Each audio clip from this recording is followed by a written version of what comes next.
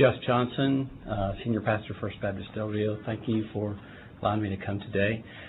I'm Senior Pastor for the last 4 years. I did not come into this naively. My background is in financial services. I have an undergraduate degree from Texas A&M in finance and money and banking. I served in the financial industry in a major corporation and also was a regional manager for a major corporation in finance. And I also owned my own business in finance before I went into pastoral ministry. I also have a Pinnacle degree in theology from accredited seminary. So I look at it from two perspectives. When I came to Del Rio, we had a problem with lots of people being hungry. We targeted the most hungry people in Del Rio, which our city and county said were about 1,100 people. And our goal was to reduce the number of hungry people. So presently we feed about 900 very, very, very poor people per month, families, 900 families per month at our church, providing them food and things like that for them. In the process, we realized that many people needed financial coaching because they were making financial decisions that were not very wise. And we realized that there were some cultural issues and communication issues, especially being along the border, because we are a community that's 95% Hispanic. But we also have Laughlin Air Force Base that's there as well. So we had a number of different factors there that were in there. But as we begin to break down the different ones and different people, I want to give you two examples, okay, because I don't want to go over, because you guys understand the issue. One is Maria. Maria lives in a colonia right outside, called Cienegas, right outside of Del Rio. She is a 23-year-old mother of one, but she is the caretaker of a household of 9. That means she takes care of her parents plus her other siblings in the house, in a 2-bedroom house that's made of cardboard. Okay, they have no running water because they get their water out of the Rio Grande River. We've tried to get them water, but they can't pay for their water bill because there are no jobs. So we've started microenterprising, things like that, and in the process of us vetting our microenterprising people, we do a financial plan and we give them a financial encourager. And Maria had a payday loan. She got a $500 payday loan. She had been paying 6 months on that loan and had paid $100 a month. But this is how it happened.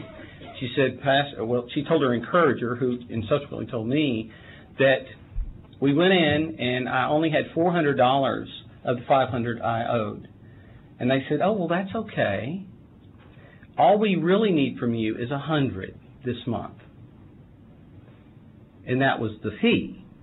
And they rolled it over. And it continuously rolled over. The issue, it needs to roll over into installment so that the principal is being paid for, number one. Number two, I was contacted by Hill Country MHMR about a month ago. And this is probably the most emotional issue for me. They asked us as a church because they knew that we did things like financial coaching.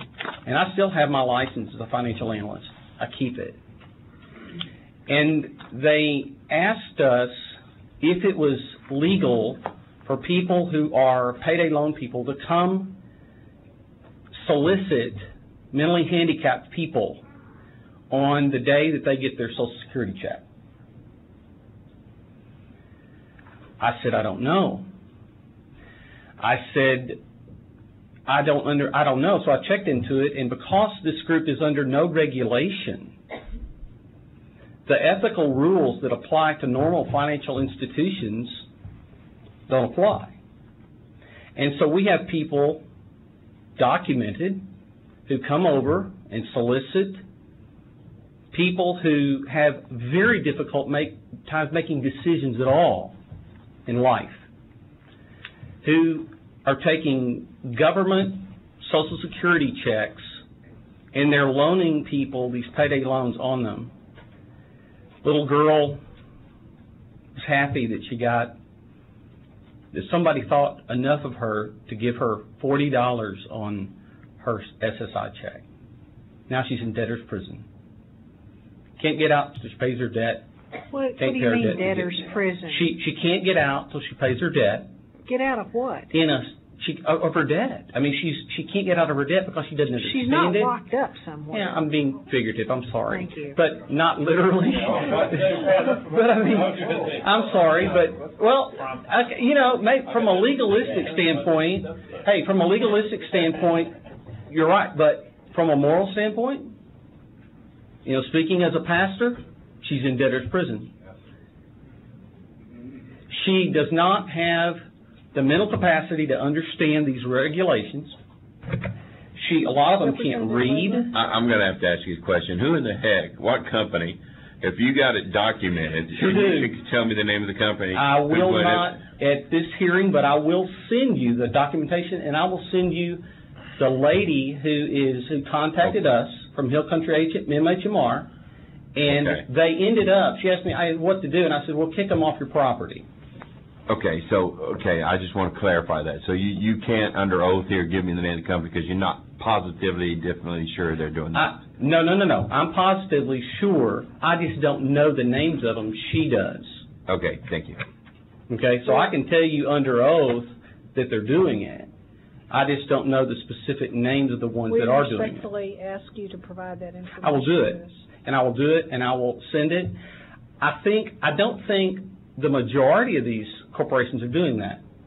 I don't think that. I'm not against small business. I think there are some legitimate businesses that are doing it right. And I think our community needs this, just like they've testified. It's a demand. But I do think that it needs to be in our society, it needs to be, you guys have a responsibility to be ethical. We do too. I mean, somebody asked me, said, well, am I my brother's keeper? Well, sometimes we are.